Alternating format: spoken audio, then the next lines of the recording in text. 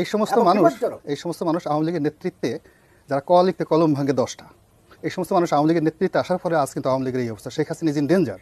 যে বক্তব্যটা দিয়েছি যে কতগুলো অপরিপক্ক রাজনৈতিক সিদ্ধান্ত, সব সিদ্ধান্ত শেখ হাসিনা নেন না। ব্যাংক চুরির সিদ্ধান্ত শেখ হাসিনা নেন নাই। এই যে আহমেদ হোসেনের আন্ডারে যে কমিটিগুলো হয়, কমিটিতে যদি কেউ টাকা পয়সা নিয়ে থাকে সেই সিদ্ধান্ত শেখ হাসিনা নেন নাই। সারা বাংলাদেশের ছাত্রলীগ যুবলীগের বিরুদ্ধে যে অপকর্মের অভিযোগ আসছে সেটা আহমেদ হোসেনদের মতো লোকজনরাই করেছে, শেখ হাসিনা করেন নাই।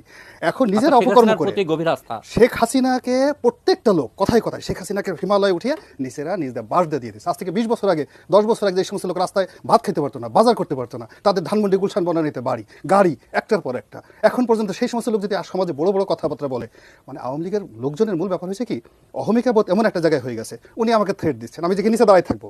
আহমেদ হোসেন যদি গোলাম মাওলার একটা পশম স্পর্শ করতে পারে, সারা রাত এই টিএন বাংলা নিচে দাঁড়ায় থাকবো, 2 হাত কেটে এখান থেকে চলে যাবো। কি মনে করে সে এখন?